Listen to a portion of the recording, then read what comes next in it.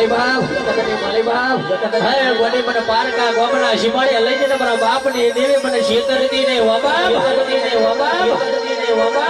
ગોડી તું શેતરું છે તો તને ધર્મ હત્યાનો અપરાધ લાગે માં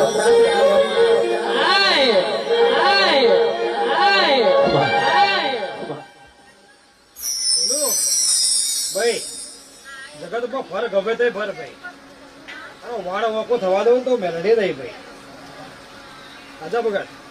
હા મારી રાજના રજવાડું તો મારે સિકોતરે આપ્યું છે